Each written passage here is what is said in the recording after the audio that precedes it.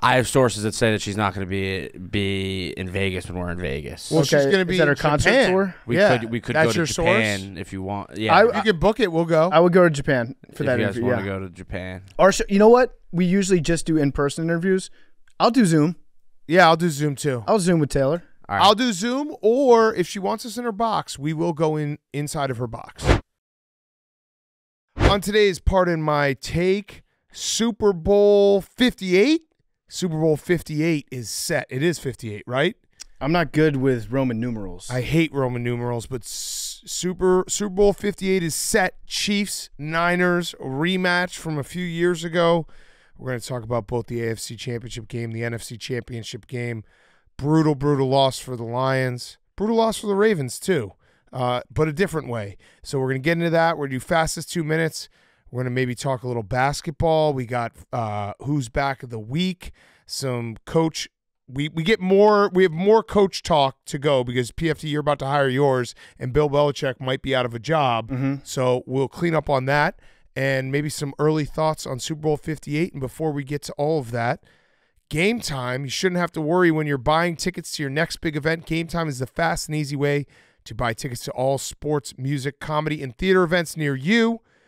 I've used Game Time for everything. I've used them for football, for baseball, for hockey, for basketball, for theater, for comedy, for music, everything with Game Time. Last minute tickets, flash deals, zone deals, easy to find and buy tickets for every kind of event in your area. The big game is set. You're going to want to use Game Time. They're obsessed with finding ways to help you save money on tickets. Game Time has deals on tickets right up to the start of the event and even an hour after it starts. It's the place to find last-minute seats, find exclusive flash deals and sponsored deals on tickets for football, baseball, basketball, concerts, comedy, theater, and more. And right now, if you're going to go to the big game, they've got a great offer of $100 off your ticket with code BARSTOOL100. You can use that $100 to get some snacks, beer, maybe a memorabilia, whatever you want. This offer is valid for new and returning users. So if you've already used Game Time, thank you very much for using it. But you can also do this right now. Use that code BARSTOOL100 and you get $100 off your tickets to the big game. Take the guesswork out of buying your big game tickets with Game Time. Use code BARSTOOL100 for $100 off your ticket to the big game. Download Game Time today. Last minute tickets, the lowest price guaranteed. This is for returning customers as well. So use that code BARSTOOL100 for $100 off your tickets to the big game. Download Game Time today.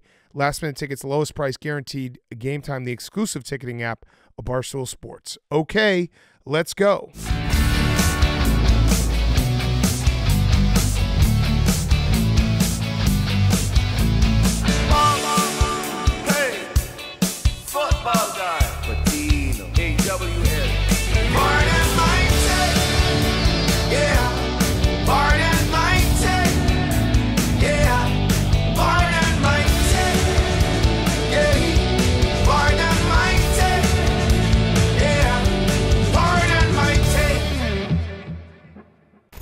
Welcome to Pardon My Take. Today is Monday, January 29th, and it's Championship Sunday.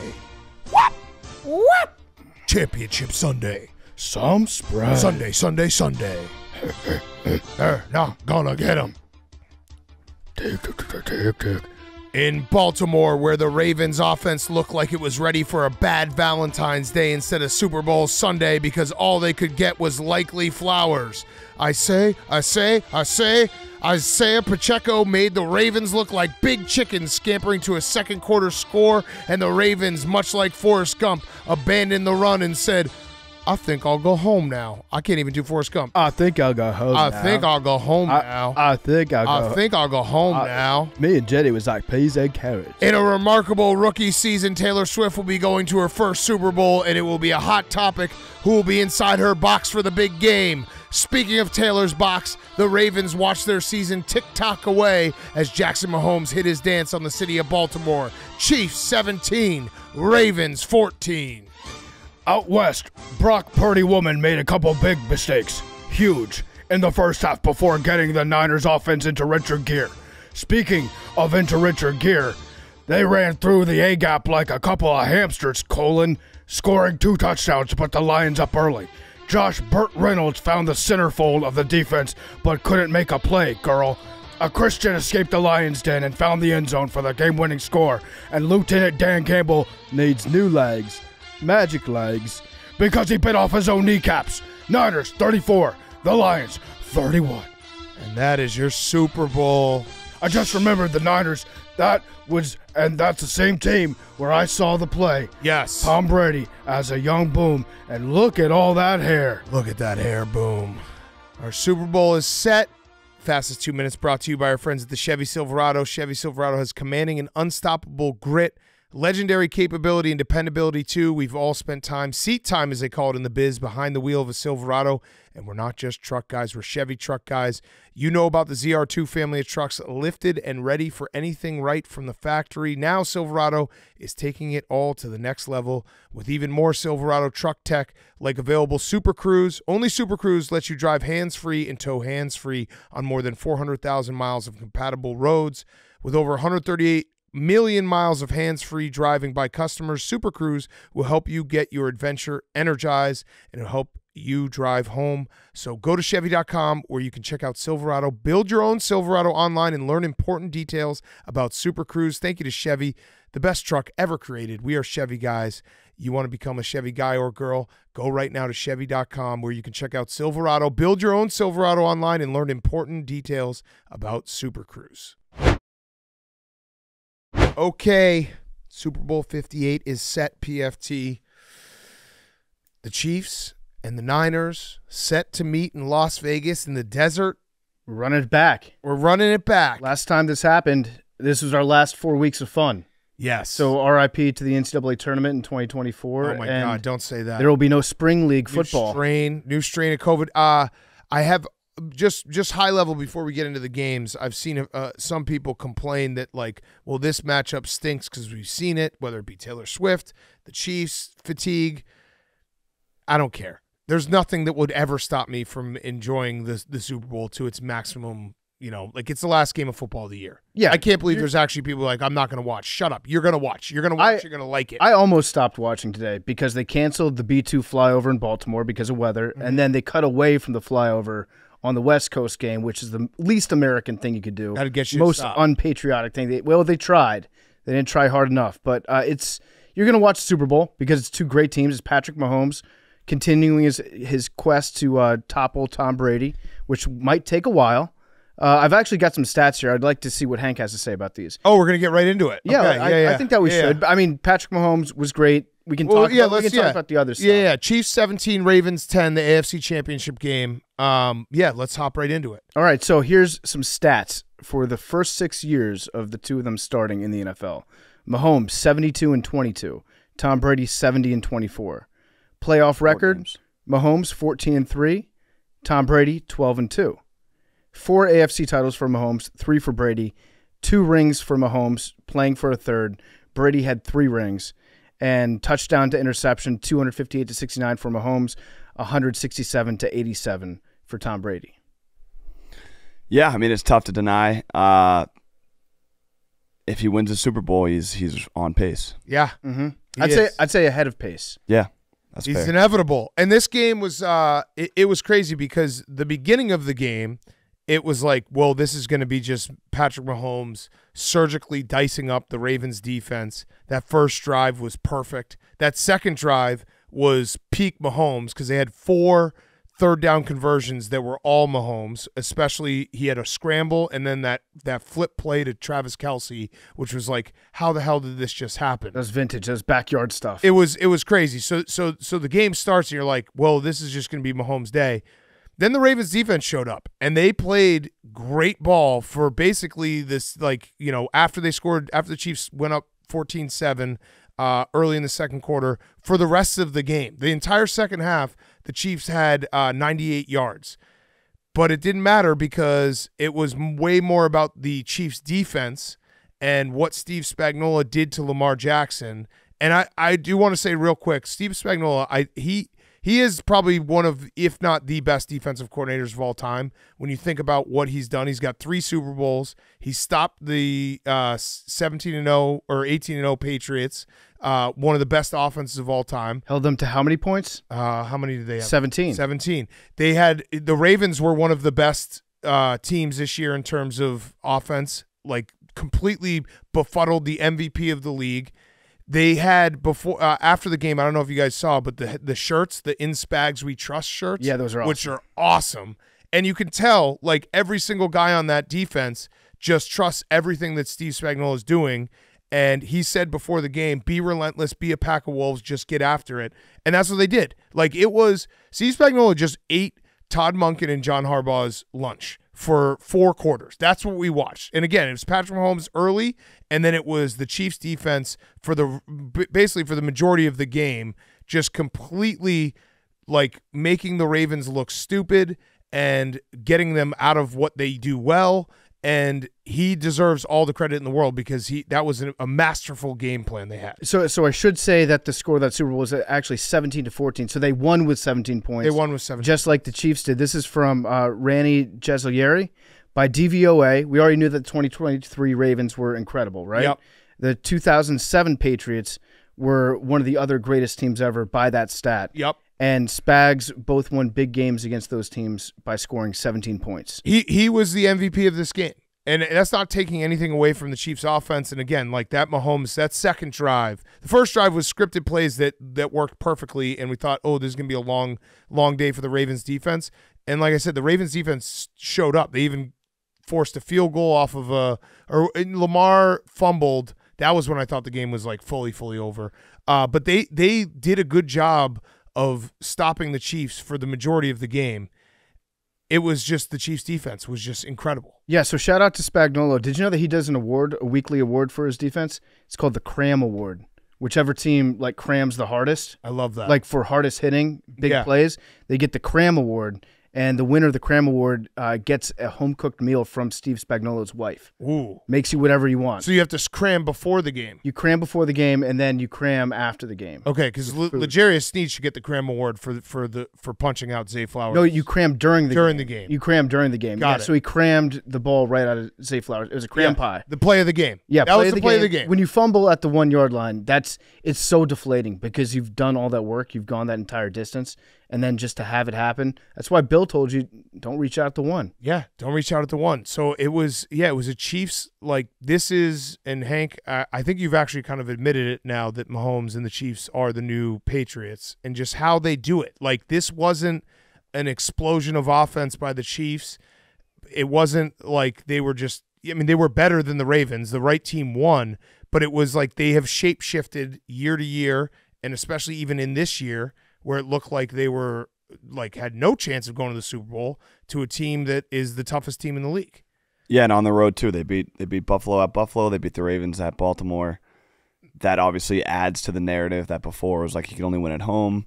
This playoffs, he's done it on the road. They've won 66% of the road playoff games that have been won this playoffs. The Packers are the only other team that won a road playoff game. That's crazy. They've won 2. The Packers won 1.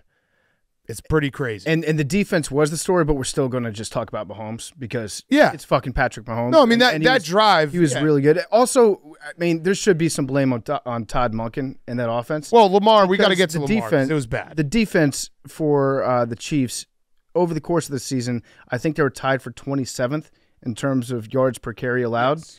And then, do you know how many times the Ravens ran the ball today? Yeah, 8. They ran the ball to the running backs 8 times. Yeah. Lamar had a couple others, but they ran the ball with the running backs 8 times today. It was crazy to watch. It felt like they had a game plan, and then the first 3 and out happened, and they're like, well, we'll just abandon all of this. And Lamar was not good. That is a fact. Like, Lamar did not play well. He was missing receivers early. That interception to Likely was one of the worst situational awareness balls I've ever seen thrown, because you not only have Isaiah Likely triple teamed, but you're in a situation where you're down 10 in the fourth quarter. It's like you need to, no matter what, get a field goal here so that you make it a 1-score game.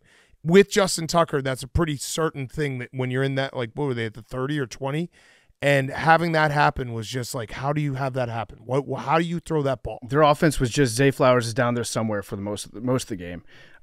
They threw it to Likely a couple times, and with Zay, when I say they ran the ball 8 times, 2 of those were like little swing passes. Yeah. With Zay Flowers, or gadget plays with Zay Flowers. So they really only ran the ball with the running back 6 times. Right. Over the course of the entire game. And it was, Todd Monken deserves a ton of blame, but Lamar was not like precise. He had guys, he missed guys routinely all day. Which couple is, deep passes he overthrew. And he was taking forever in the pocket too. Like Lamar should run with the ball like a full half second or full second before when he was taking off today. Because you wait that extra time, then he gets caught from behind for like a 1-yard gain. Yeah. It completely neutralized Lamar's ability. Although he did have an awesome play where he threw and caught the ball at the same time. That was incredible. Maybe Bill Polian was right about that. Maybe all-time play. Maybe he's a wide receiver. Yes. But yeah, it was an all-time play, and he got caught from behind just barely. I think he probably would have scored a touchdown if he just stepped out of that one tackle. But that was an awesome play. Yeah, the game, if you're a Ravens fan, that game had to have been like torture because it was constantly the Ravens, like after it settled down and it was 14-7, and it was like, okay, the Ravens defense is starting to make some stops. They sacked Patrick Mahomes for the first time in these playoffs, which is crazy that he had gone 2 full games without being sacked. They started to make some stops, and then you have the Zay Flowers, big play, taunting penalty, which we both agree, taunting should not be a penalty in the NFL. They're pros. If you want to do it in college, that's fine because you want to just pretend like, oh, yeah, they're amateur athletics, whatever. The guys are putting their life on the line. They're playing a passionate game. This is the biggest game of their lives. You should be able to taunt. You should be allowed to taunt. There are a couple I think at the point that it turns into a delay of game, probably flag it for delay of game if it's that excessive. If it's just a taunt, you can do whatever you want, but if you step over the guy, if you step over him, he's allowed to hit you in your nuts. Yeah. Besides that, it's all fair. It's like a passionate game. These guys are playing a million miles an hour. They're bodily harm and all these things, and you're going to get upset. You're going to throw a flag because he stood over him. Fuck that. Let him taunt. It's the AFC Championship game. Yeah. Joe Burrow agreed. He tweeted, "Let the boys taunt." Yeah, let him taunt. Let the boys taunt. Taunting's fun, and if you want to stop them from taunting, then stop them from catching the ball 50 yards. Someone pointed out that if you let them taunt, you got to let them fight. I kind of okay with that too. Yeah, just a little scrap. Yeah, hockey does it. Yeah, but they did have, like, the Ravens just kept on. It was self-inflicted wound after self-inflicted wound, where it was like even in the end of the first half when Kyle Van Noy gets that penalty, Travis Kelce was doing a masterful job of just goading them the entire day, and then you have the Zay Flowers taunt and the Zay Flowers fumble. And it's like they keep getting close and they can't cut the deficit. And then the likely interception, it just was torture. It was torture for the Ravens because they had these moments where you thought that they were going to be back in the game, and they just kept on falling short in these big moments. And it's all credit to the Chiefs' defense and their game plan. Yeah, Mike Flores' head is spinning. He's so happy right now. Yeah. Mike Flores was right. We owe him an apology. I have a question for you, Big Cat. Yeah. It seems like Jason Kelce, brother of Travis Kelce, they're brothers. Don't know if you knew that. It seems like he's the biggest Chiefs fan in the world right now. He is. He's wearing Chiefs gear head to toe, loves the Chiefs, rooting for Travis. Would it irritate you if you were an Eagles fan seeing Jason Kelce root so hard for the Chiefs? I don't think so. You don't think so? No. If you were an Eagles fan? actually don't. I think being brothers kind of trumps everything. Some are saying, I saw a couple tweets, I don't that think he's a bigger Chiefs fan than Max is an Eagles fan.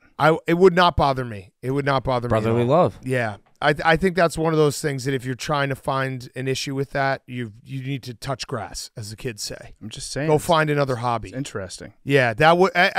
I'm being dead honest. Like, you got to root for your brother. Like, you have to in that moment. So I mean, he has been at the games. They had a big hug after the game. Travis Kelce, by the way, should.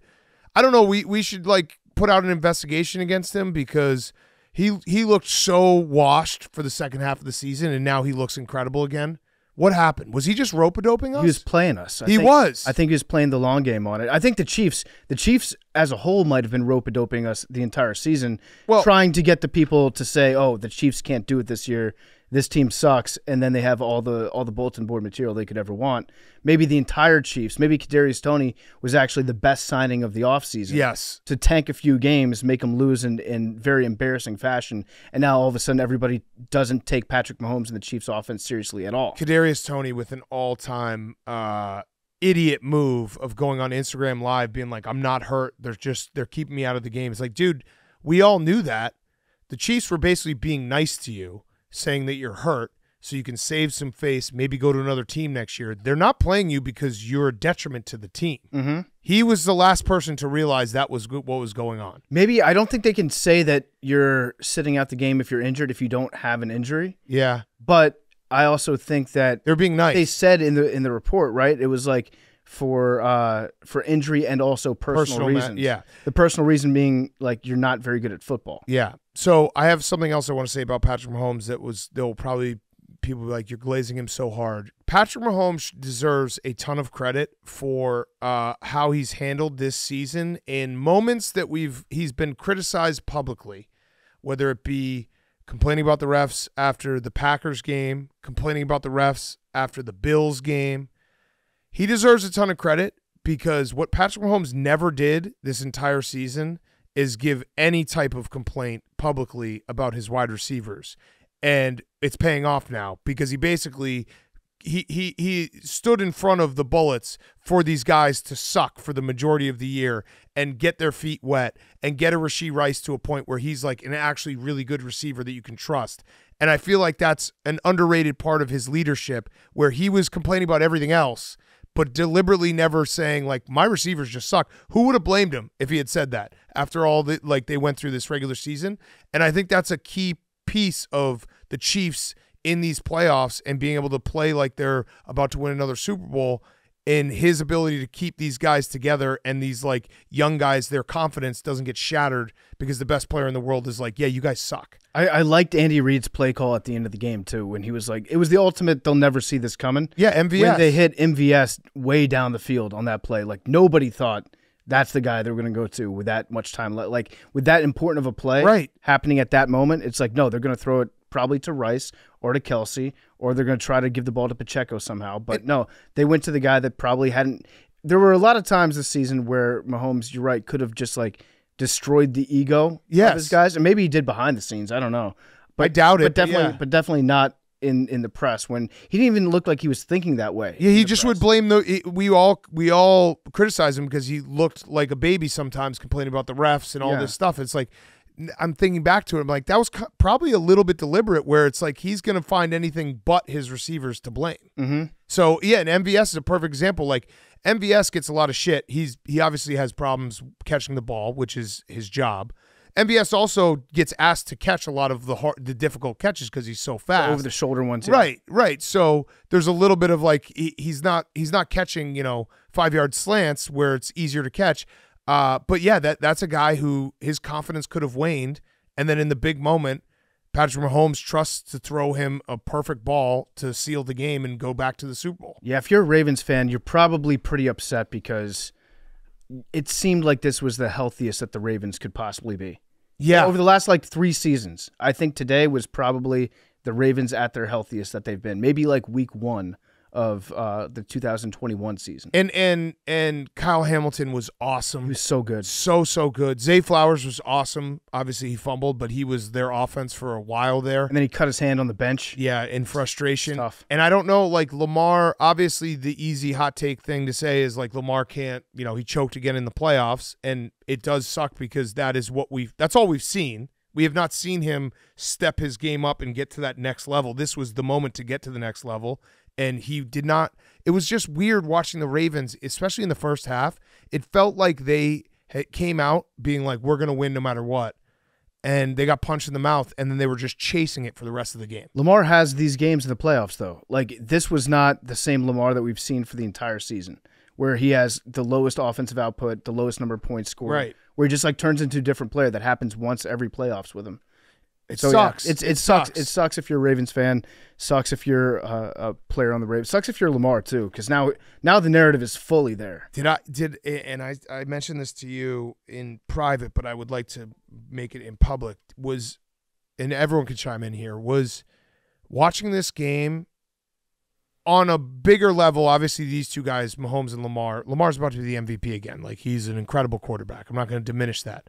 But was it just watching the Justin Fields versus Caleb Williams debate play out in real time? Like, one guy can make all the passes. One guy he's a good passer, but when the things get tight, windows get tight, moments get tight, the passes aren't exactly precise like they have been maybe earlier in the season. Yeah, I can see where you're coming out with that. The first half from Mahomes was just electrifying. Yeah. The ball wasn't touching the ground. I think when he 10 for 10. His first 10 were completions. He was out of control. And then I think the 11th one might have been a drop. Yeah. So yeah, he was very, very good. I think that Justin is different from Lamar though. No, I They're not know the same Lamar's player. way better. I'm saying that. I'm not. There's no debate. I'm just saying like when the big moments happen, you have to have a guy who you trust passing the ball. Yeah. And Lamar, I thought I trust passing the ball, but there was moments today where I was like, that likely interception was so bad. Again, he was missing some short throws early, and you could call, if you want to say the play calling was so bad that he was never had a chance, I actually will buy it because it was so baffling to watch what the Ravens were doing offensively. But yeah, I just it will follow him because this is another moment where it's like we need Lamar to make these big time throws, and they just weren't there. And the deep balls too. The deep balls were a problem. Right. So the deep balls he had a couple to Odell. There was a very funny one where Odell put his hand up like Randy Moss when he got 2 steps on the cornerback, and then the second the hand went up, he slowed down so much that the cornerback was just all over him. Ball was still overthrown by like 3-4 yards. There were a couple of those to Beckham, and then there were a couple of deep ones. I want to say that there were to Aguilar maybe that were overthrown that same way. But yeah, when if he gets a good pocket and everything's on time, he's a great passer. If he has to move around a little bit and he's trying to decide whether or not he's going to take off and run, right, or whether or not he's going to stay in the pocket and throw, that's when he doesn't have that exact touch that you want. Right. And I maybe it's maturity that I'm trying to find a way to not like just knee-jerk winners and losers. That guy stinks. That guy's good. Because I still think Lamar's a great he's a franchise quarterback. He's a top 5 quarterback. But this was a disappointing game. No other way you can look at it. Yeah. Speaking of which, I just want to throw – no, you know what? I'll do that at the end of the show. I have a stat at the end of the show I'll do so that we'll just keep it – we'll keep it to the end of the show. Okay. At the very end of the show. In terms of the Chiefs and going back to the Super Bowl, I know people are very tired of the Chiefs. This is the next step in greatness, that the whole country starts to hate you. They had that I think meme. Did memes post it? The AFC Championship game from 2019 where it was like who's rooting for the Chiefs and who's rooting for the Patriots, and it was just New England rooting for the Patriots and the entire country rooting for the Chiefs. And then it was this year, who's rooting for the Ravens, who's rooting for the Chiefs. It was just Kansas City and Missouri rooting for the Chiefs and the entire country rooting for the Ravens. Was that one of those maps? Was that a Jeff T. Lowe map? But it feels right. Like everyone was rooting against the Chiefs. That's the next step in greatness where the whole world happened to the Warriors. Like it's just this is what you get when you're this great all the time. The 31 other teams do not want you to succeed anymore. Yeah, it's them against the world, quite literally. Yeah, I do agree with that. The Chiefs, like, say what you want about them, but I think they're more fun than most dynasties like this because it's hard to watch. And Steph Curry is the same way. I would equate them to being like you can watch those two teams play and be like, holy shit, it's amazing. I love watching what this guy does. Yeah, there's some dynasties where you watch players and you're like, I'm just sick of this shit. Yeah. I'm completely over it. But Mahomes is good for like 1 or 2 plays a game that you'll never see. Yeah. And you have to like appreciate that greatness as it's happening. So I think people can like be like, nah, I'm sick of the Chiefs, but also holy shit, this is fun. Yeah. Hank, you see it. Yeah, I'm sick of them. I don't agree with that. Yeah, I root against them as hard as I can. Not fun to watch. I mean, Mahomes was great. He played great. With that being said, they didn't play great in the second half. Lamar Jackson was just nowhere to be found.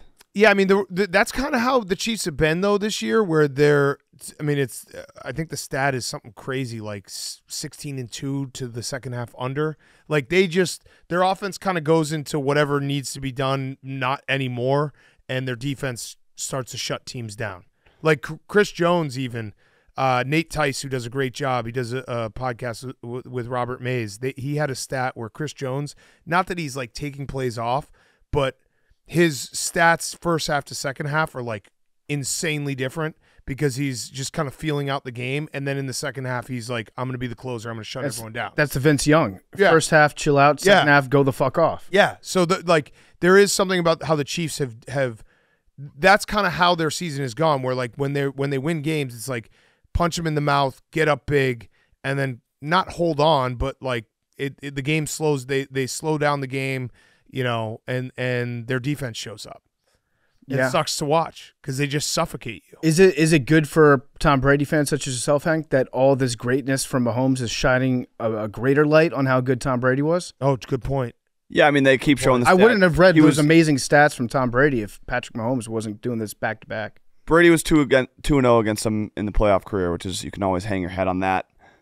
But it feels like the magic has worn out. The Chiefs are going to blow past the 49ers in the Super Bowl. Ooh. Early prediction. Yeah. They just find a way. They find a way, and they have completely changed. Like, think about the Chiefs winning their Super Bowl the last time they played the Niners. That defense wasn't great, and that offense was explosive. Now their offense can still be explosive at times because it's Mahomes, but their defense is, like, carrying a huge load. They were down going into the fourth, right, against those Niners teams? The Garoppolo overthrow in the fourth quarter? Yeah, and that they pretty ended up much winning sealed it? by 11. Yeah. And the 49ers, it feels like they should have lost both of their playoff games. The Chiefs went into Buffalo, beat Buffalo, went into Baltimore, beat Baltimore. Yeah, it wasn't pretty, but it was like, they went in two tough places to play and beat teams. They were underdogs in both games, and that's just Patrick Mahomes as an underdog. He's an underdog again in the Super Bowl. Crazy. It's fucking insane. I'm going to do a game of the year on the Chiefs. San Francisco was up 20-10 with just more than 6 minutes left in the Super Bowl. Yeah. That was And their they scored defense. 21 points. Yeah, their defense wasn't great, and Patrick Mahomes' offense and Tyreek Hill and all that. But this also goes back. I mean, again, we've said it a million times, but the Tyreek Hill not signing him to a long-term deal turns out to be genius because they have remade their defense.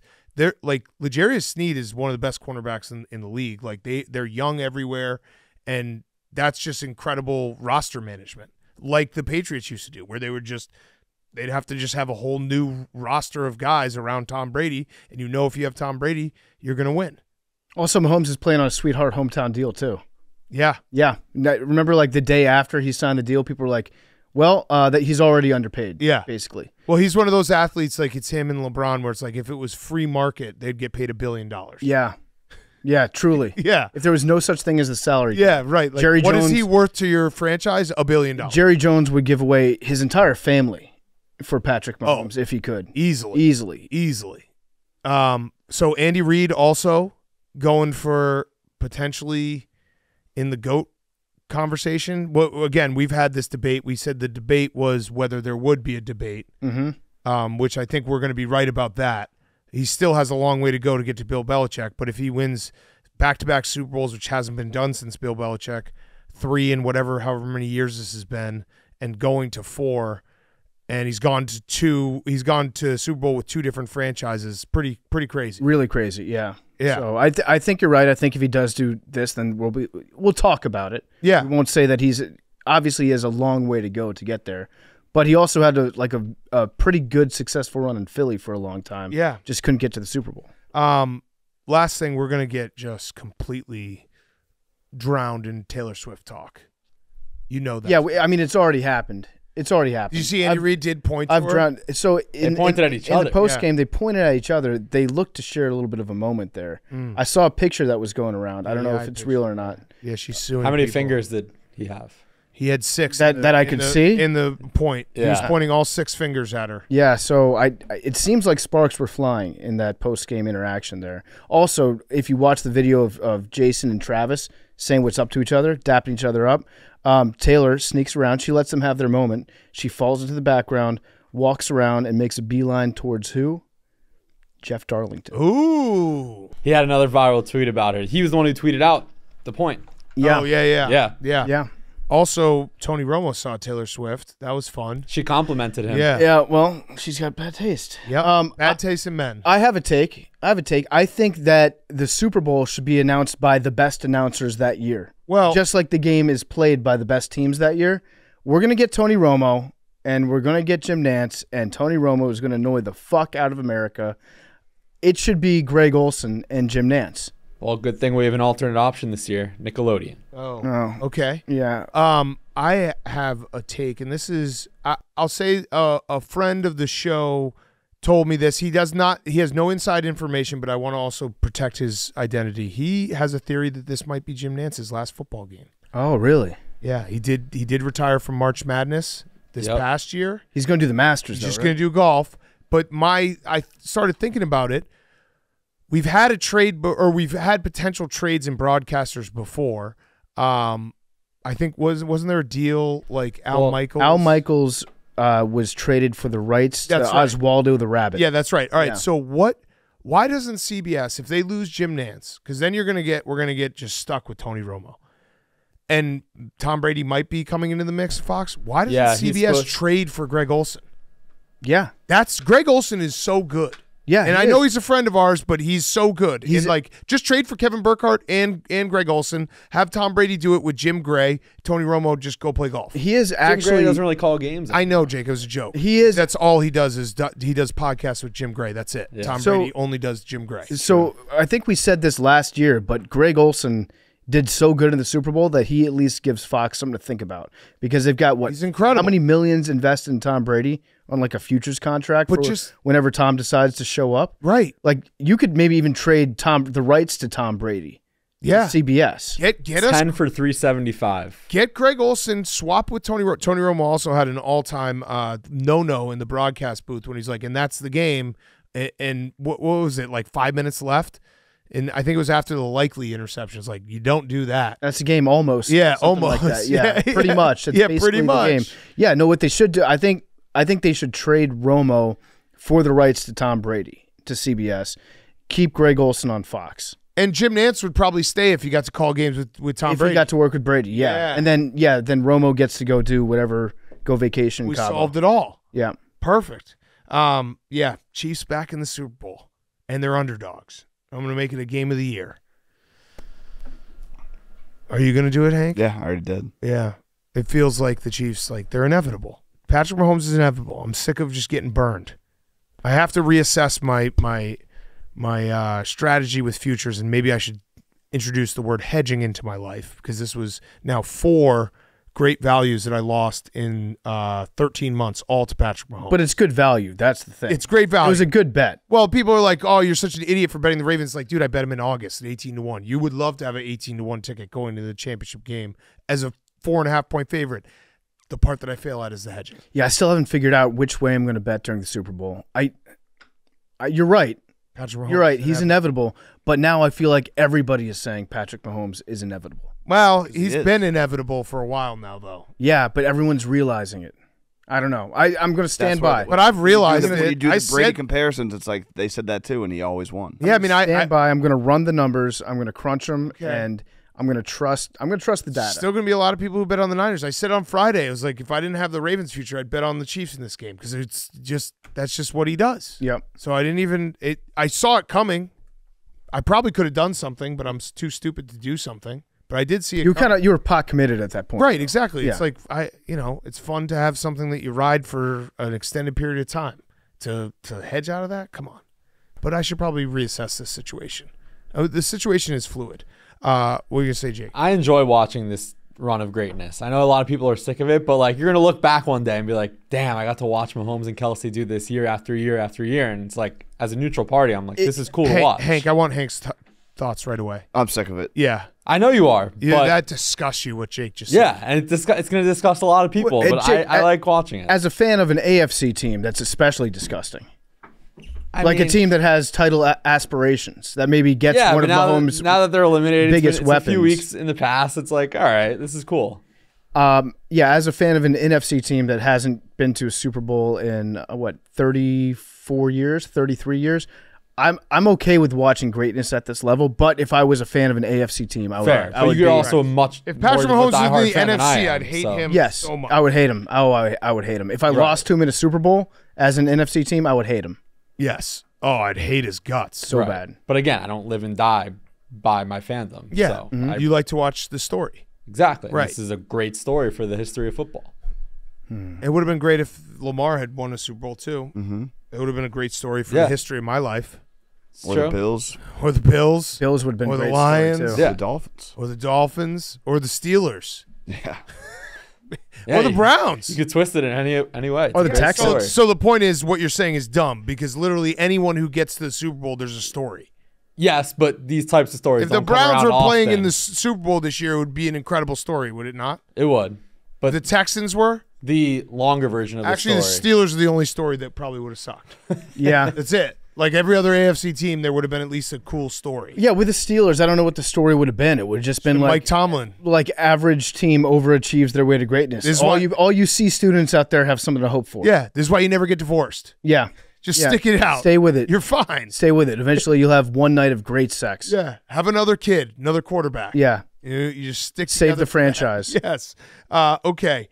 Again, I mean, it was just a masterclass by the Chiefs defense, and Mahomes' first 2 drives were just so. I mean, they were the ball didn't hit the ground. It was insane. It was crazy. Yeah. That second drive, I know the first drive was great because he completed every pass. That second drive though was so like that's what breaks your back if you're rooting for a team against Mahomes, because it was 4 third downs that he picked up all himself and just big play after big play after big play. You just know he's going to be there. And when he completed that pass where he got hit in the face, at that point I thought it was over. He kind of ran into his arm. When that shit happens, then you know that there's something weird going on. It's got gonna punched. It's gonna be one of those games. Yeah, he got punched. It was a clothesline. It was bad.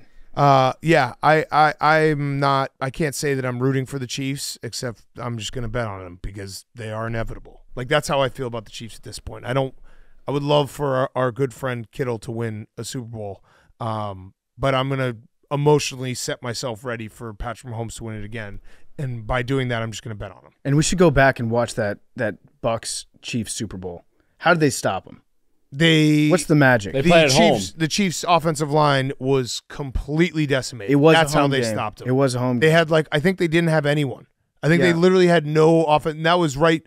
That was the end of the big contracts not on the offensive line, and they basically shifted and the Chiefs' offensive line has been awesome. They were so good today, especially considering that Thuney had a pec tear. Yeah. Like what the fuck? You're just able to put another guy and substitute for one of the best in the league and just not lose any steps whatsoever. But that Bucs Super Bowl was the Chiefs had no offensive linemen left, and I actually weirdly watched back. I guess it's not weird because I like football a lot, but I've been watching back old Super Bowls, like the condensed cut on YouTube, and I watched that a few days ago, and Mahomes had no time and was running for his life on every play. They had no fans in the stands too, right? No, they did have fans. They had it was first responders in the stands. It was pretty full. So we need another pandemic to stop Mahomes. Yeah. The only thing that can stop him is a COVID year.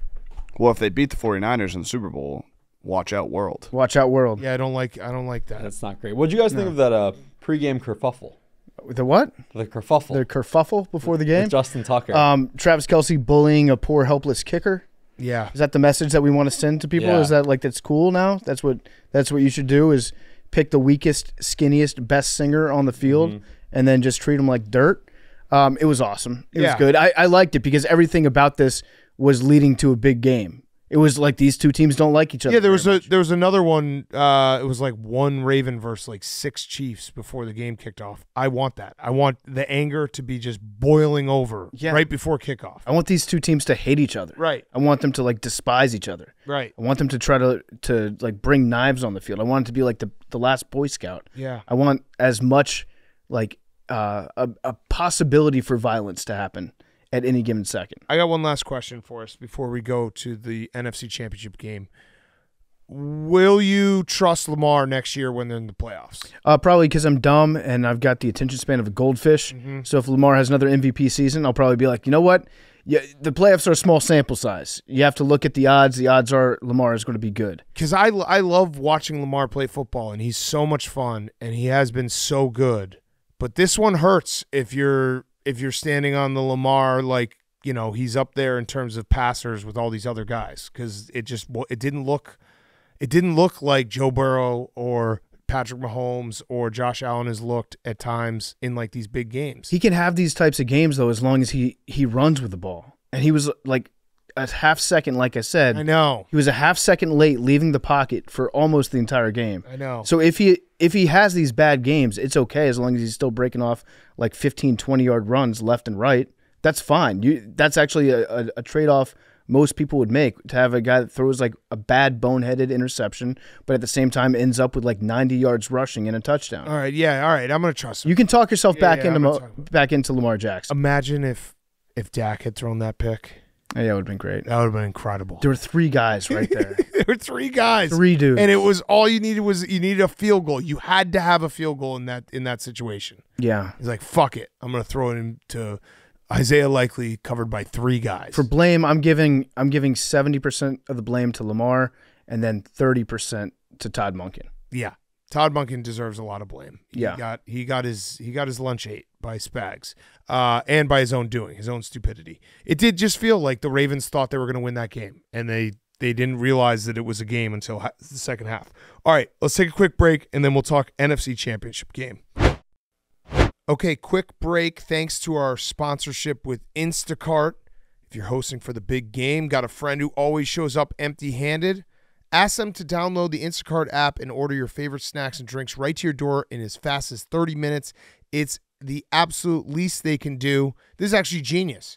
Everyone knows the one person, guy or girl, shows up to the big game party. Oh, I forgot to bring something. Well, guess what? Go on your app right now. Maybe get us some chips and queso, some salsa, some 7-layer dip for the game. You can get everything on Instacart. So with delivery via Instacart, I can easily order all those things, and I can get them in as fast as 30 minutes and without leaving the house. For a guy like me with 3 kids, that means I get some time back with my kids. I get 30 minutes back with my kids right there by using Instacart instead of taking a trip to the store. You know it's going to be packed for the big game. Instacart is the easy way to do it, and you can get everything there. So go check it out right now. Visit instacart.com or download the app to get free delivery on your first 3 orders. Offer valid for a limited time. Minimum order $10. Additional terms may apply. You must be 21 if you're ordering alcohol, but you can get it on Instacart where it is available. So look, right now, just tell everyone, tell all your friends, send them a group chat and say right now, hey, if you're going to come over for the big game, if you're just going to be a person who wants to have an extra time at home, maybe you don't even have kids, maybe you're just someone, hey, you work a long day, you get home, you don't want to go run the errands, have them run for you with Instacart. It's super, super easy to use. You go right now, download the app, or visit instacart.com, and you get free delivery on your first 3 orders. Offer valid for a limited time, minimum order of $10. Additional terms apply. Instacart, it's getting me time back with my kids. It's also making sure that all your friends who show up empty-handed will no longer be empty-handed. So again, download that Instacart app or go to instacart.com right now, and the first 3 orders are free delivery. So Instacart, thank you to Instacart, giving us time back in our life. Also, a quick word from our friends at BetterHelp. Pardon My Take is sponsored by BetterHelp. A common misconception about relationships is that they have to be easy to be right, but sometimes the best ones happen when both people put in the work to make them great. Therapy can be a place to work through the challenges you face in all of your relationships, whether you're friends, work, your significant other, or anyone. Listen, talking to people, talking through things, be a better partner in life, be a better friend, be a better, son, father, whatever it may be. Therapy's there for you, and BetterHelp is there to give it a try. So it's entirely online, designed to be convenient, flexible, and suited to your schedule. Just fill out a brief questionnaire to get matched with a licensed therapist and switch therapists anytime for no additional charge. It's super easy to make your life better. You got to be taking care of your mental health. Mental health is mental wealth. You might think that your life is perfect right now. Well, guess what? Talking about things, getting after them before they become a problem is very, very important. BetterHelp can do that for you. So become your own soulmate, whether you're looking for one or not. Visit BetterHelp.com/PMT today to get 10% off your first month. That's BetterHelp, HELP.com/PMT. We're taking care of our mental health in 2024, so go right now, BetterHelp.com/PMT, 10% off your first month, BetterHelp.com/PMT. Okay, NFC Championship game. San Francisco 49ers 34, Detroit Lions 31. We should start with the Lions and what will be one of the most horrific losses. Yeah, that was a horrific loss if you're a Lions fan. Bad way to lose a football game. You had CD Deuce waving goodbye to the Niners fans in the first half. First half was all Lions. The first half looked like the Niners were one of the worst teams in the league. The play calling was awesome from the Lions. The second half, things started to get tight. There was some fluky stuff that happened, some weird shit going on. Deep pass to Brandon Ayuk, and it bounced off Kindle Vinder's helmet. Yeah, that was bad. And then Ayuk he said in the post game that before the game a ladybug landed on his shoe, and he knew he was gonna have a lucky day. That was pretty fucking lucky. That was ladybug luck. That was lucky. That was like the pass in the Seahawks Patriots Super Bowl where it like bounced around. Yeah. On the defender. Yeah. Picked it up. And then who was it? The tight end, right? On the Seahawks caught that one. Yeah. Yeah, we don't talk about that much because of what happened next. Right. But it was similar. Curse. Yeah, it was very similar. It was wild. It looked like the Lions could run the ball at will against the Niners. It was like 3 yards every time. Not 3 yards rushing. 3 yards the offensive line would displace the defense. They were getting shoved every around, time. Shoved around. And we've said that the 49ers have a hard time playing from behind on defense, which I still think is kind of true. But then some weird shit happened in the second half. They had a great forced fumble against Gibbs. So you can't take that away from the Niners defense. They forced that fumble. Oh yeah, that wasn't a forced fumble. The one they reached in. Are you talking about the one where he went the wrong way? On and Gibbs? The handoff was like all disjointed. They reached in, they grabbed the ball. Yeah, but it was a disjointed handoff. It was disjointed, but they still forced a fumble. Yeah. And then the fourth down play calls we should talk about. That's what everyone's going to want to talk about. By the way, the Detroit Free Press tweeted, "Final, you know what happened." Yep. That was as sad as it gets. So the fourth down play calls, there were multiple. People will focus on the two in the second half. I think you actually have to talk a little bit about the first one in the first half. At the end of the first half with 10 seconds left, Dan Campbell kicks a field goal. Now, it was a chip shot field goal. It was like they were on like the 5-yard line. That was a little confusing, though, because Dan Campbell has been the king of aggression, the king of balls to the wall. And that was like, okay, I'm a big believer in if you want to go aggressive, stay aggressive. If you want to be, punt it and play defense, do that. That's fine. Just don't go wishy-washy. That's what killed Brandon Staley. When you start to just second guess and do things differently in situations like Dan Campbell, I thought he was going to be aggressive there. He explained it that it was just a little bit too far for what they wanted to do. Fine. The one in the third quarter, they're up 14. They're on the 30-yard line, 28-yard line, I believe. I think it was 28-yard line. Because I think it would have been a 45-yard field goal. It would have been a 45-yard field goal, and they went for it. And that's the one that people are very upset about. I don't mind that one. Yeah. I don't mind that at all because the play call worked. They probably should have run the ball there. That probably would have been easier to do.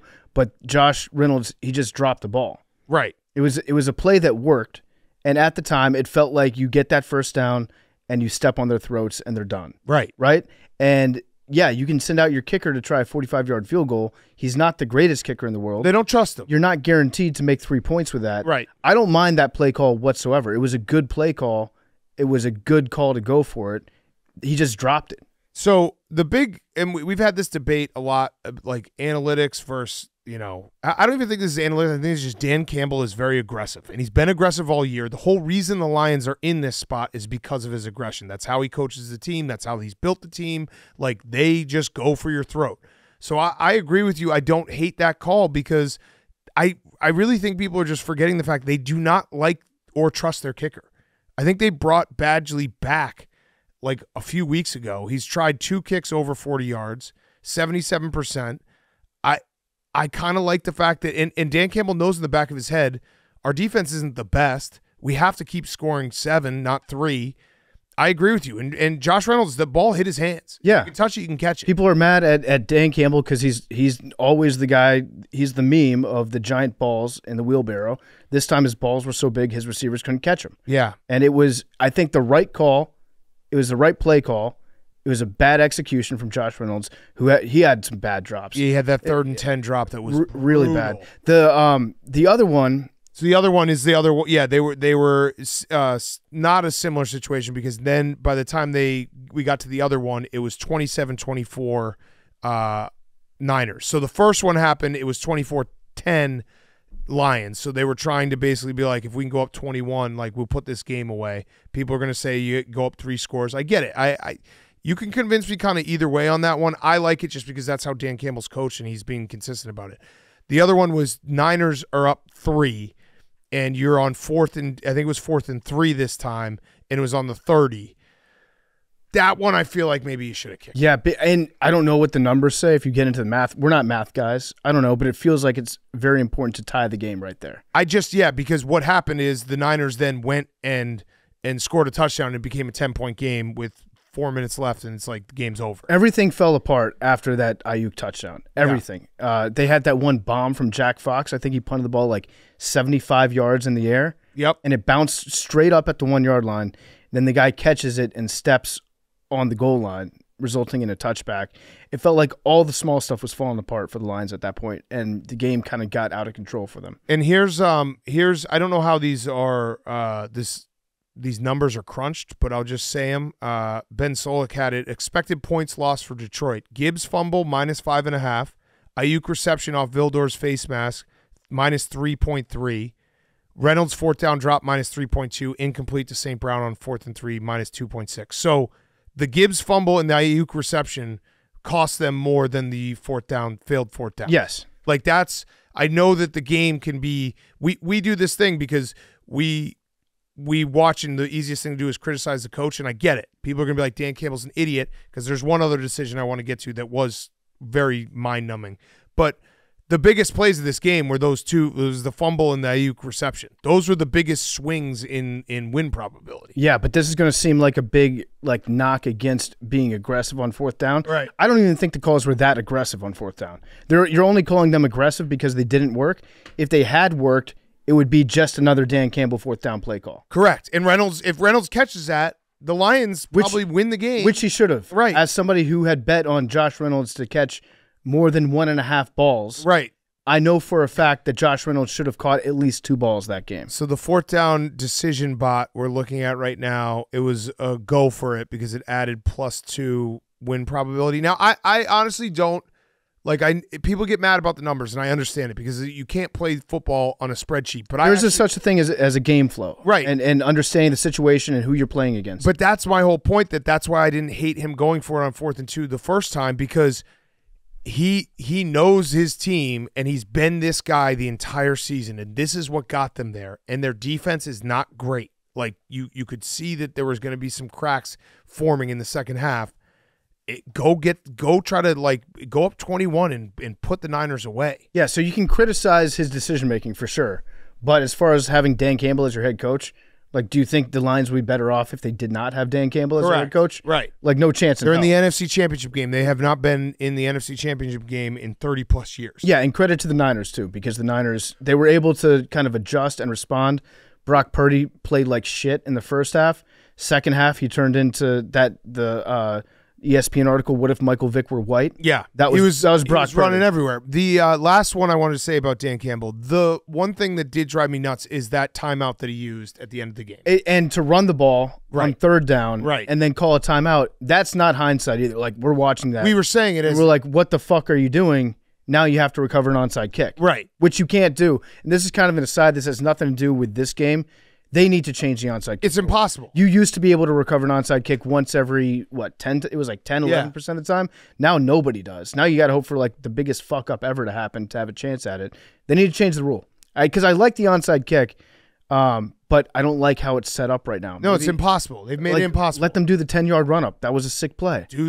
Change it like the XFL and be like, you have to convert a 4th and 20. Yeah, that'd be fine sick. too. I'd like the team to have a chance, whoever's trailing and mounting a comeback. I'd like for them to be in the game at the end. But now, once they burned that timeout, it was so bad. It was like the game's over. That was so bad. Todd Bowles would have just packed his shit and gone home then. yeah, right. He would have just shook his hand and been like, I'm not even going to use these timeouts.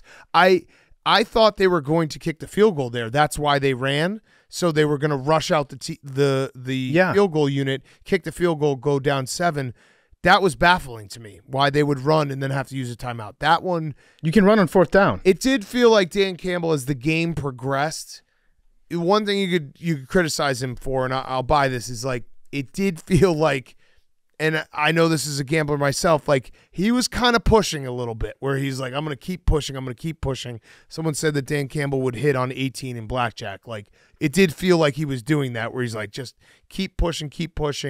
And that was where I was like, what's going on in his brain right now? Yeah, he doubles down every single time, every Yeah. hand, and then he doubles his bet on the next hand. Yeah. Again, I don't have a problem with going for it on the first fourth down. I don't have a problem going for it on the second, although I probably would have rather kicked that.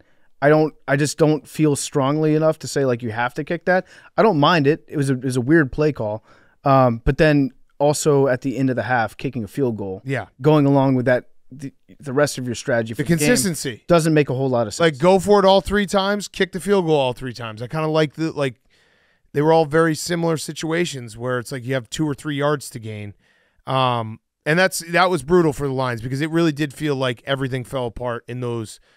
I know that they'll say momentum, but like momentum had nothing to do with a ball thrown 50 yards bouncing off a guy's face mask into Brandon Ayuk's hand. Yeah, that was insane. That wasn't momentum. That was just an insane, crazy play that happened. That was the ladybug effect. Yeah. And so, the Niners, Brock Purdy was very good in the second half.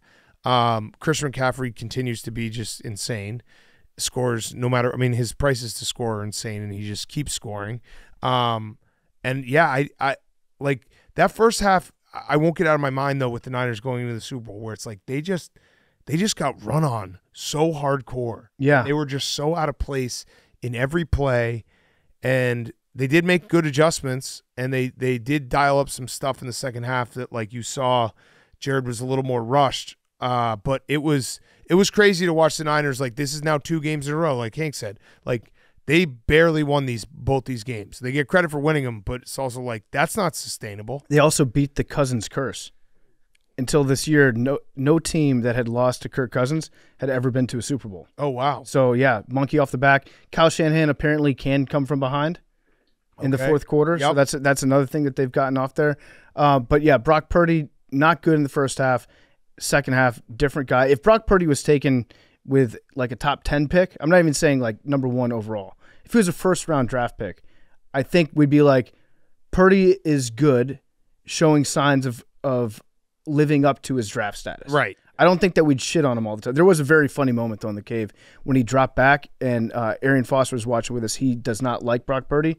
He watched him drop back, and he goes, he reminds me a lot of TJ Yates. And then as the ball leaves his hand, He threw a pick. intercepted. Yeah. Like right away.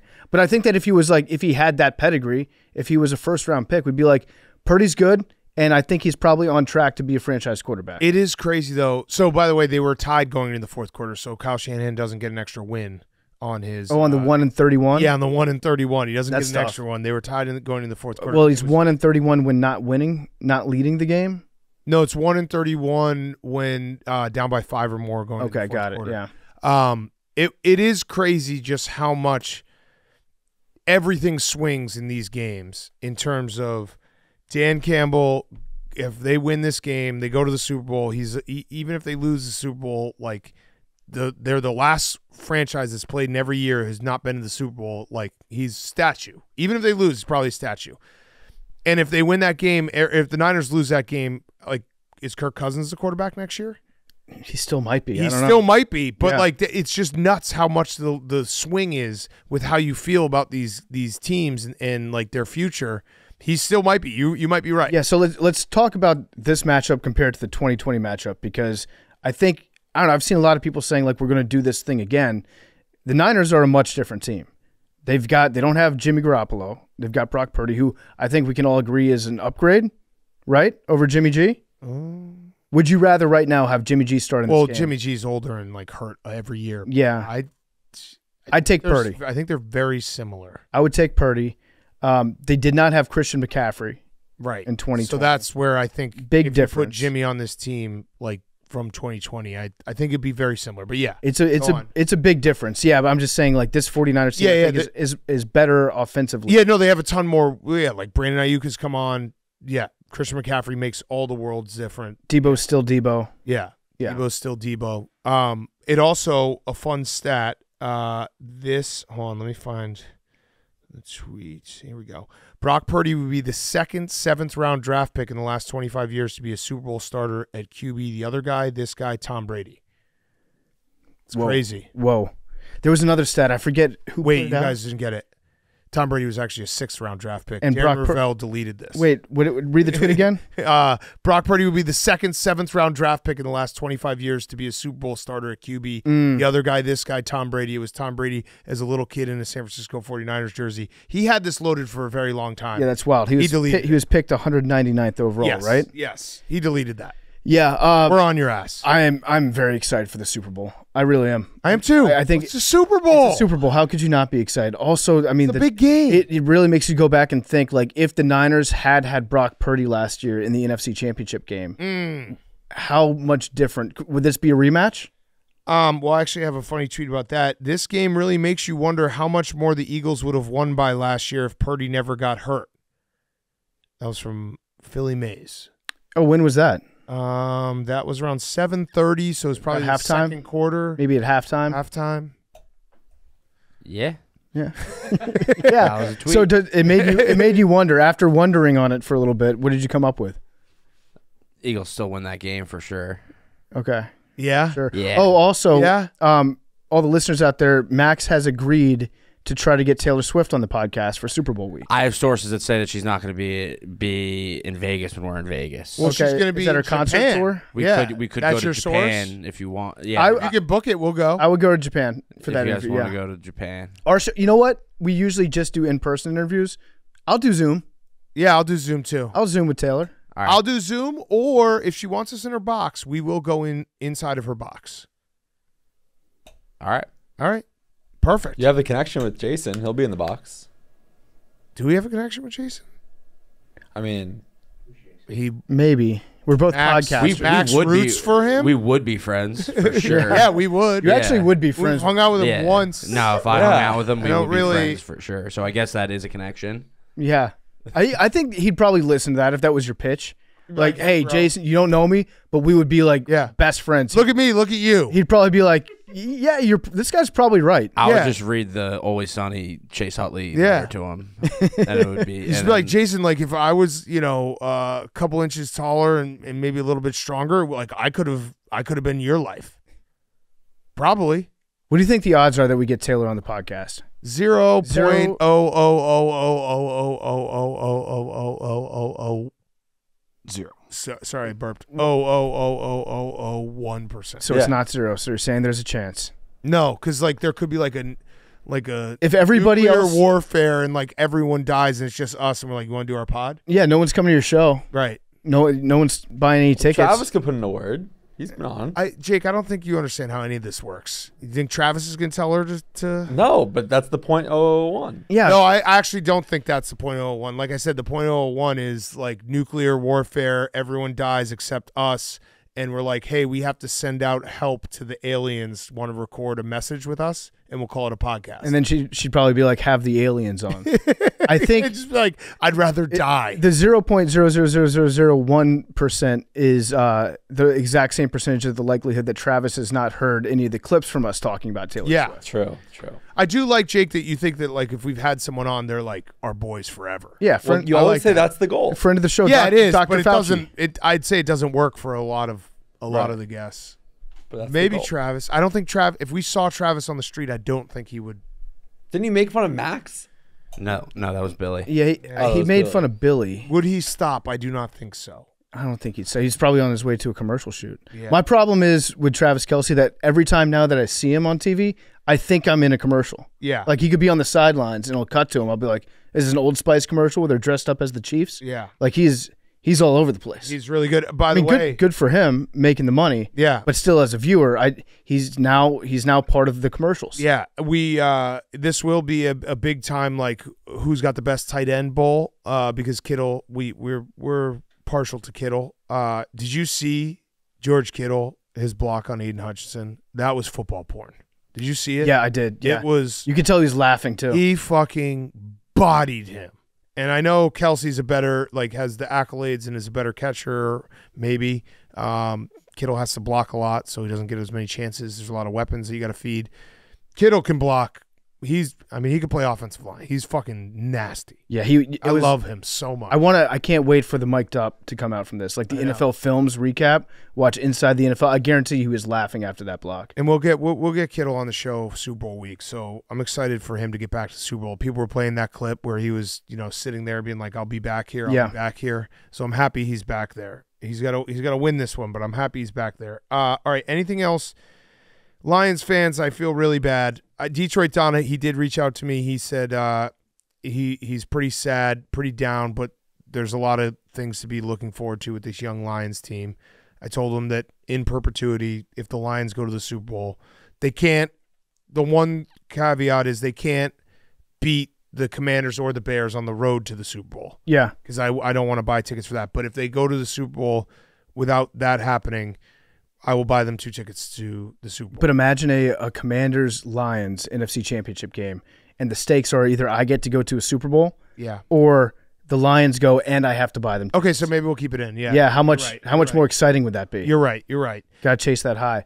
That was tough though for the Lions. I feel bad. I do think that the Lions, at least from what I've seen in the post game, they have a pretty good attitude about it. Which they're not saying it sucks, but look at all we accomplished. Like Penei Sewell was like, yeah, this doesn't mean shit that we lost here. Yeah. Like this isn't what we set out to. We're like every other team that lost this postseason. Yeah, Dan Campbell had some awesome quotes. He's like, it's gonna be twice as hard next year, but that's why we do it. Like this is what sports are. They crush you. Oh, that's what you feel. Now I'm looking forward to the discourse of what do you do with Jared Goff? How much do you pay Jared? I'm not looking forward to that discourse. You're gonna have to pay him. You're going to have to pay Jared, and he deserves every penny. Yeah. Well, Ben Johnson's going to be your coach. Ben Johnson. So watching this game as a Commanders fan, it was great for me because Ben Johnson is fucking awesome. I love his play calling. The offense is just next level. They're a step ahead. And then on the Niners side of the ball, Adam Peters, our new GM, helped put that team together. Yeah.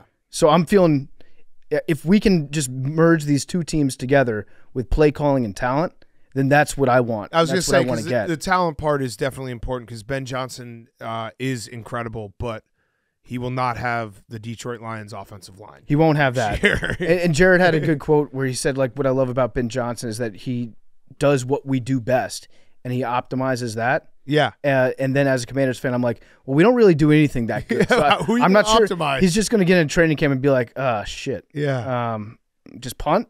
I Tress guess way. All Sam Tress Howell way. spinning. All Tress way all the time. We have a running back that bounces back extremely quickly from being shot. So maybe shoot him again. So shoot him again and then punt the ball. Yeah. I like that. Yeah. Okay. We'll do a little Super Bowl talk. Let's take another break quick for some ads, and then we'll also do Who's Back of the Week. Before we get to Super Bowl talk, they're brought to you by Visible. I love Visible. It might be too late to say Happy New Year, but it's not too late for New Year's wireless savings with Visible. You can get a one-line wireless plan from Visible, just $20 a month for 24 months with code VISIBLE24. You can call it a 2 years resolution. With Visible, you get a one-line wireless plan, $20 a month for 2 years, 24 months, unlimited 5G data provided by Verizon, no annual contracts. Use code VISIBLE24. Don't miss out. Offer ends January 31st, so it ends on Wednesday, okay? Go to VISIBLE24, and you can get your plan right now. Switch at visible.com. Don't miss the New Year's savings. Hurry. Ends January 31st when using promo code VISIBLE24 at visible.com. These games are also brought to you by Jif. That's right, Jif Peanut Butter. I love Jif.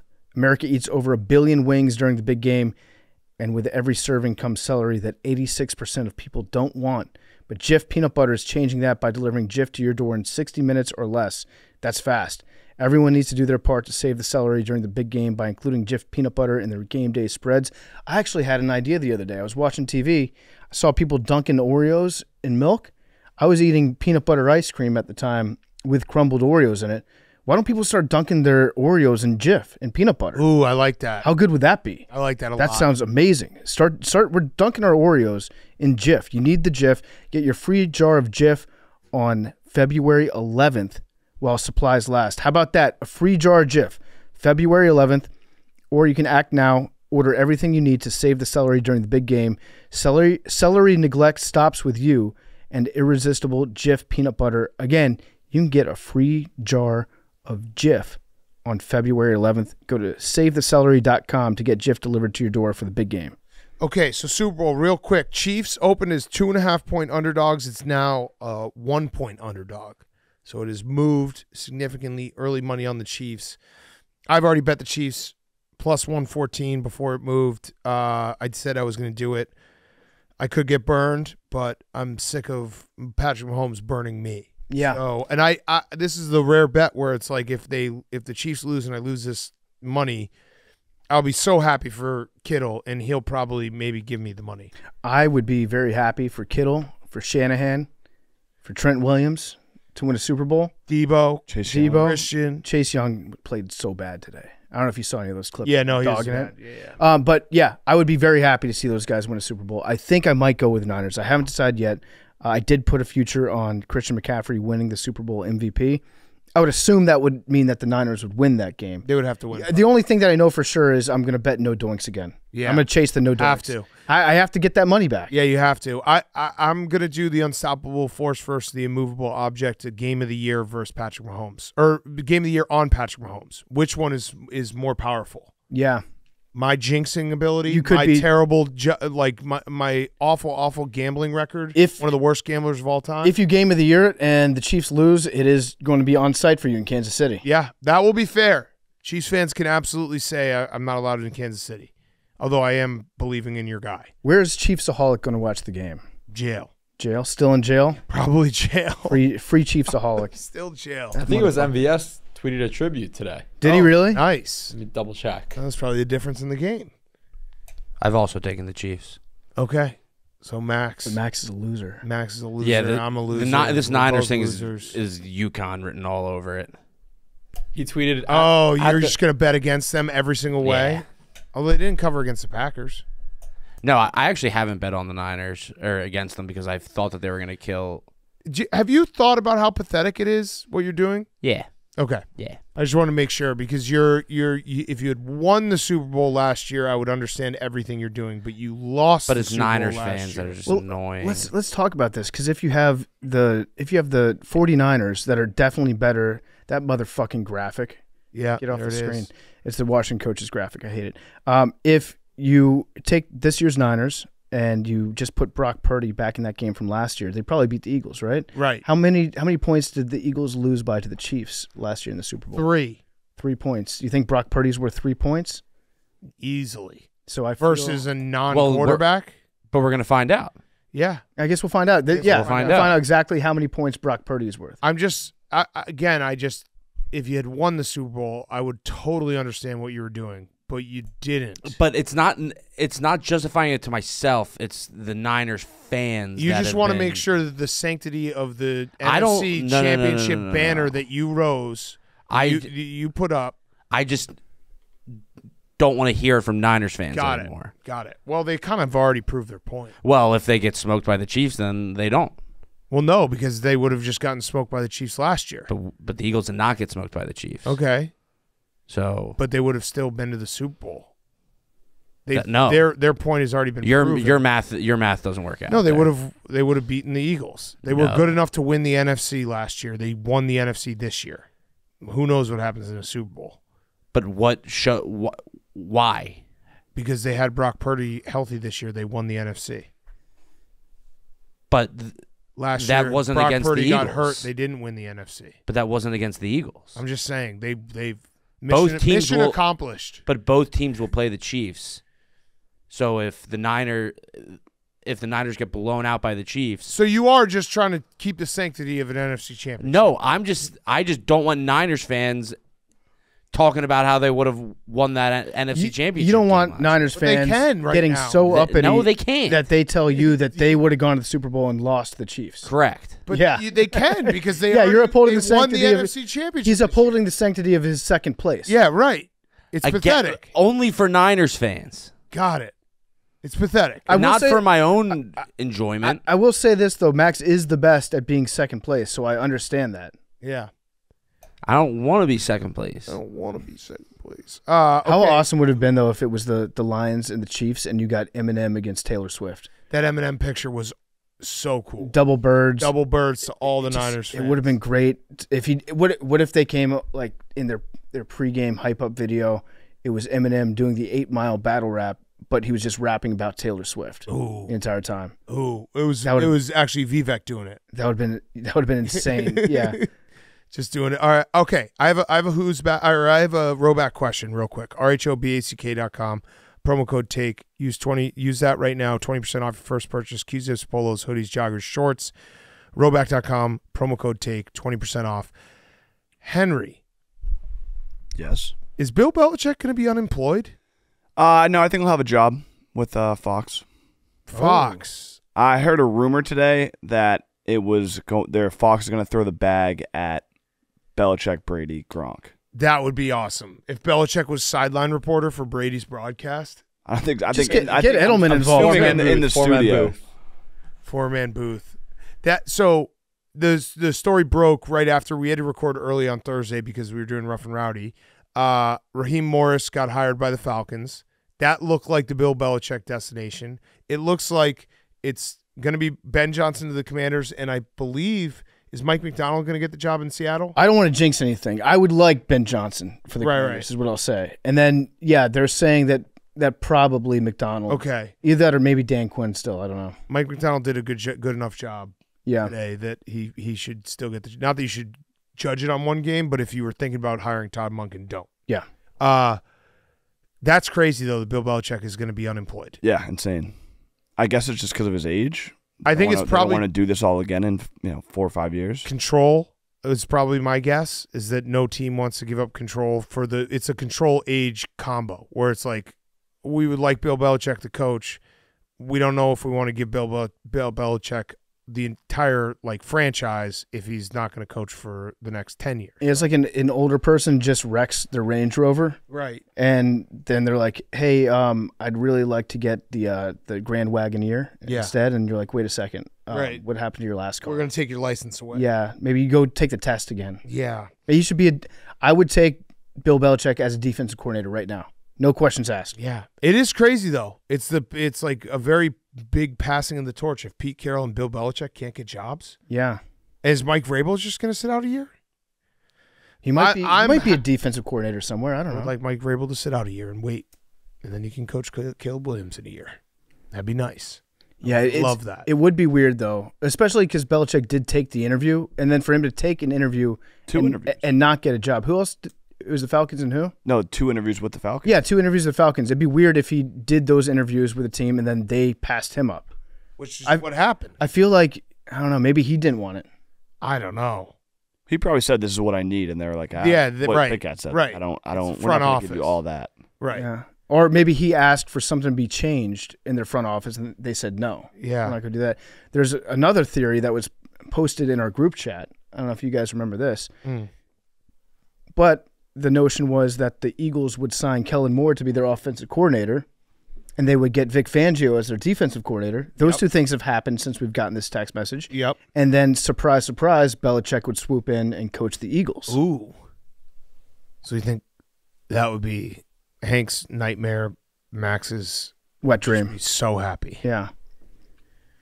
For the sake of the show, I hope that Vic Fangio was a great hire, by the way. He is. Yeah, Vic Fangio is great. I'm optimistic about Kellen Moore, but I'm Vic Fangio is a slam dunk. Yeah, with Kellen Moore, he was pretty good for a long time, and then he went to the Chargers, right?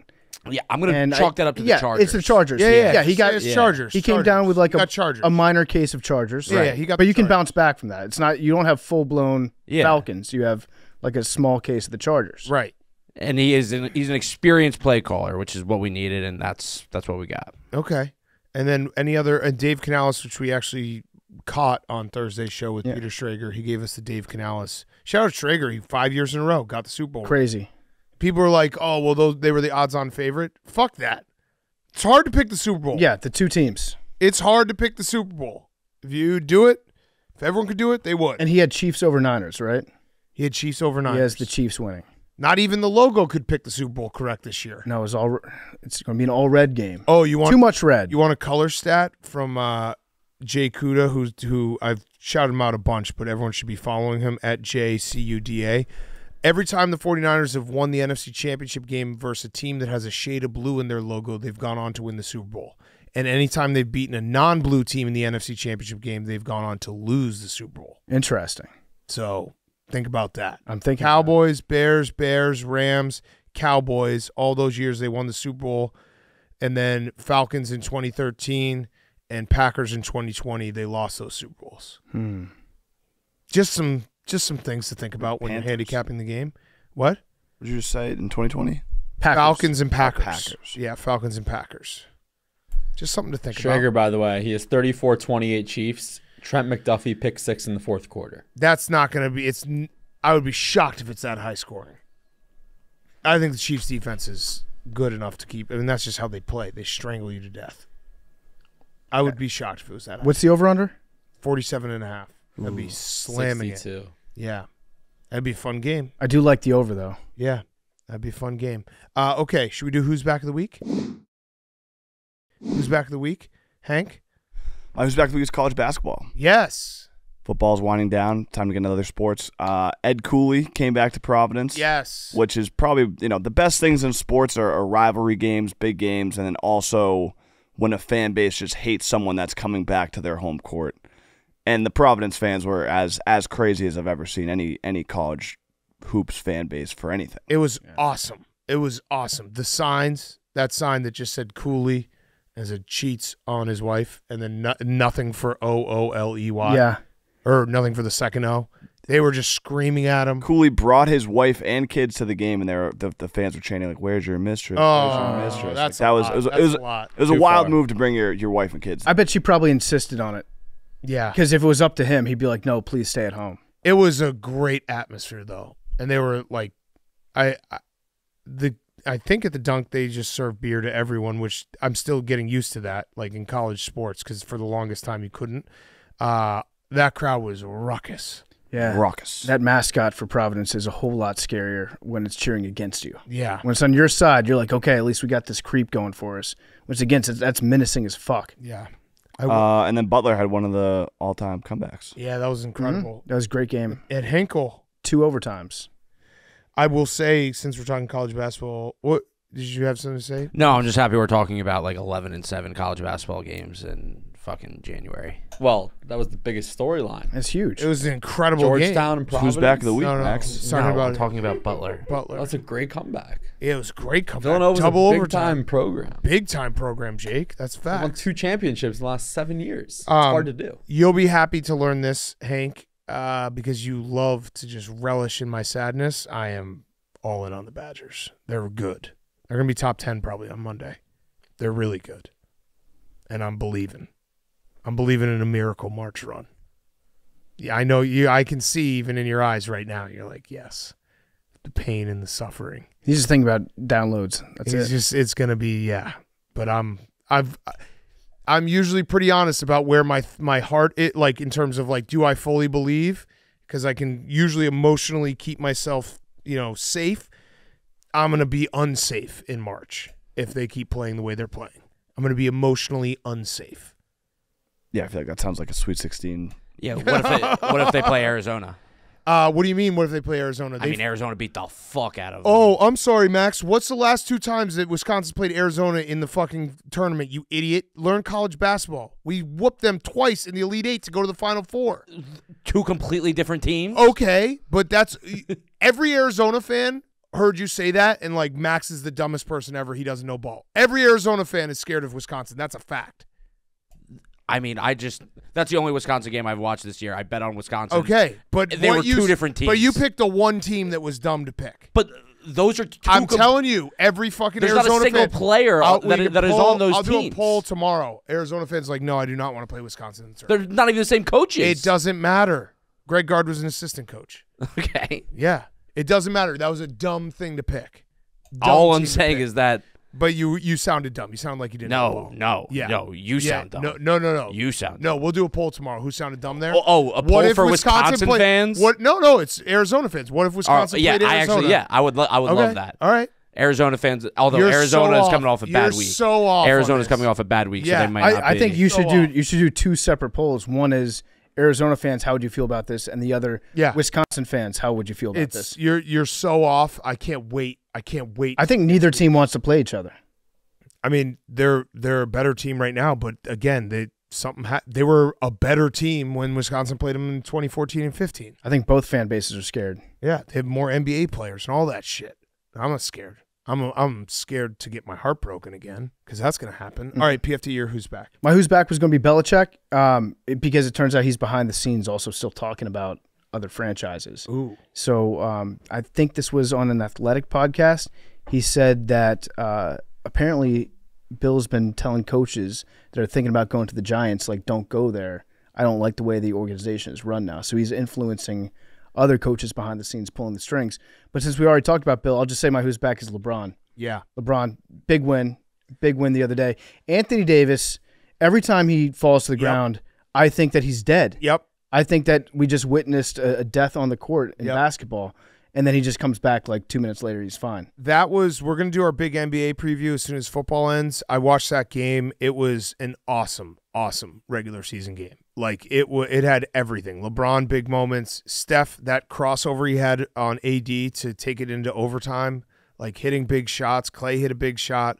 That was fun. He hits shots from the corner, and I have no idea how the shot doesn't get blocked. Yeah. And then it doesn't touch the rim. It just goes straight in. It's crazy. That was a very, very fun game. Draymond Green's killing people again. Yeah. Draymond was laughing Yeah. when Anthony Davis went down. Yeah. That was funny. All right, so that's actually similar to my who's back because I watched that game and it was so incredible. My other who's back is load management because we were robbed of Joel Embiid playing in Denver against Jokic. Mm-hmm. So To be the man, you got to beat the man, right? 15 minutes before the game, he's like, no, I don't want to play. I want to duck Yeah. Nuggets again. Well, he's probably like Philly fans ran me out of town last year in the playoffs. Yeah. B-ball Paul. He's ducking them, though.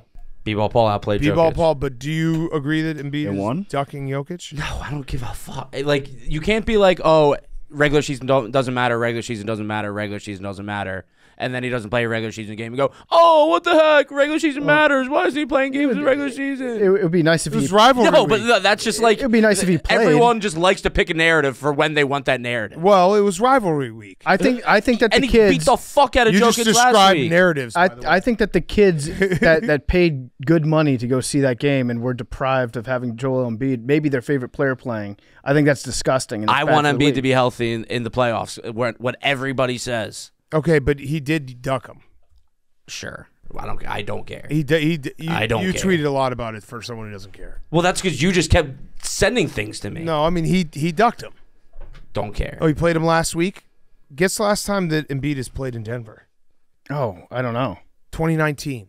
Oh, wow. He likes to play Jokic at home, and then He's not an altitude guy. weirdly, when they get to Denver, his knee hurts and he doesn't want to play. Ryan Howard has played more games in Denver since forever. He retired in That's 2016. that rock tank. Great job. You really nailed that one out of the park. Also worth mentioning, Embiid did not have the highest individual point total in the NBA this week. Oh, yeah, Luka. Scored 73. Yeah. There are too many We'll high-scoring talk games. to Russillo about this, but and I know JJ Redick has gone on about it, how the offense is really just the offense is so great. You can't tell me that the rule changes that they've made have not like forced this to just be an insane, like every game is in the 240s total wise. Guys are scoring 70. You can't hold or like grab anyone. You can't like touch them. You can't. It's stupid. I think they've gone too far. You should be able to touch people. You should be able to touch people. Do you think 100 is going to be broken? Probably with No, these rules. I don't think so. These rules are insane, though. You I feel can't. like it's trending in that you literally direction. can't. I mean, it's a Like big week, you but- can't touch a guy around the perimeter. But Jake, it's such a big It's so difference hard. between 73 points and 100 points. If someone really Yeah. wanted to try to do it, and the whole team was like, "Let's do this," I Right. actually think it could happen. If the Warriors did the ring theory that you saw on Reddit, which is just every other player forms a ring around Steph Curry, and they let him dribble the ball up, forming a screen, Steph Curry could probably do it. Yeah, but Luka, I mean, he's insane too. I think NBA's back. Jordan Poole could do it. He might have to shoot the ball 600 Jordan times. Poole could do it if he had like 10 overtimes. Yeah. Played every single minute. Okay, Jake, finish us off. Who's back of the week? My who's back is talking tennis. Oh yeah. We had the Australian Open. Sinner and Sabalenka are your champions. Big upset over Djokovic, which Big Cat you said doesn't wasn't- count because of the time. And it also wasn't that big of an upset.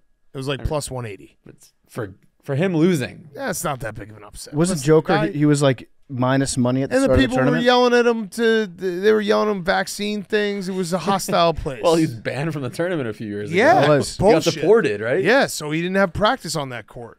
Yeah. It's hard. So Sabalenka, she got her revenge on Coco Gauff. Remember that big semifinal or championship match at U.S. Open? Yeah. Jimmy Butler, the Biebers were in Yep. Coco's box when she won it, and she got her revenge in Australia this week. Yeah. So first major in the books. Who's the guy? Sinner. Yeah, Sinner. I like that. Italian. Yeah, I like that. Yeah, he is. Of course he Yeah. is. What's his deal?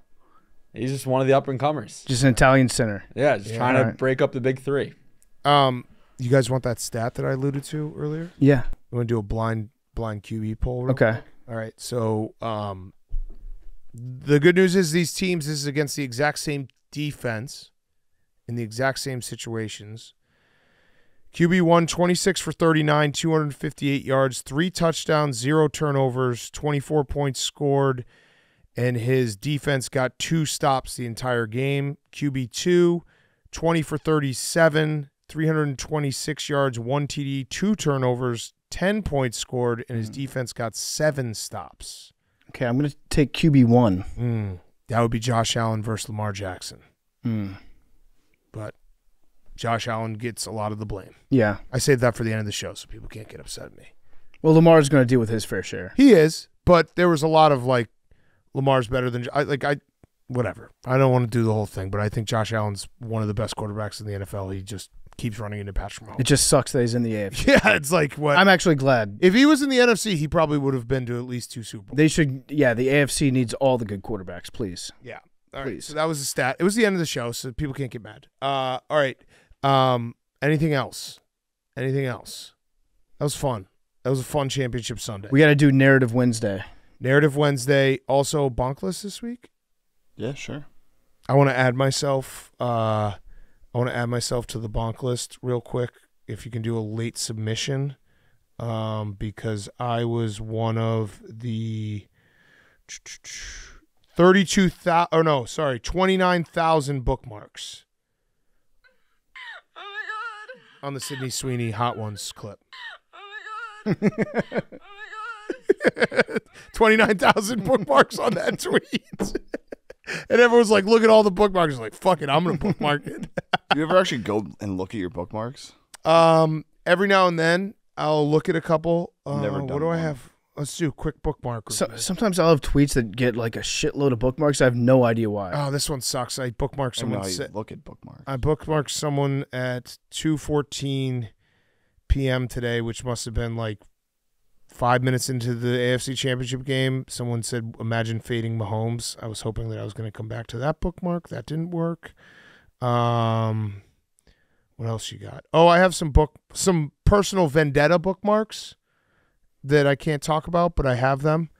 What do you guys have? I bookmarked the guy who got stuck in the vase. That was awesome. I don't know how I get there. Yeah, Some fun nuggets I don't do bookmarked. bookmarks. I have so many. Oh, I bookmarked this guy. He's got me real good. He said, great coffee, man. Are you excited to get dominated for another 15 years? So I was like, I almost retweeted it because it was Stella Blue Coffee, but then it was on top of a Jordan Love jersey. So I'm going to hopefully come back to that. Yeah, what you guys have anything bookmarked that's good? I don't know how to find them. Yeah. I have some good bookmarks. Oh, bookmarks. Here we go. Bookmarks.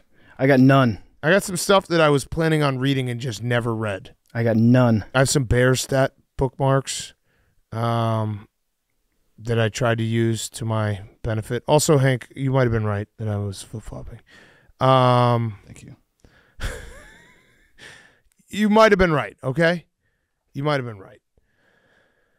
Yeah, I just pretty much they're all grudge bookmarks. And then Sydney Sweeney. Oh my God. All right, ready? 40. Oh. BK, you didn't say the word. Number. I'm going to do 40. Nice. 18. 20. 3. Hank, sorry, you have to go last. Got it. I'll go 15. Okay, good pick. 3. 99 pug. Shane, 21. Is everyone picked? Yep. All right, Hank. 17. This is going to really suck if it's 17 or 40.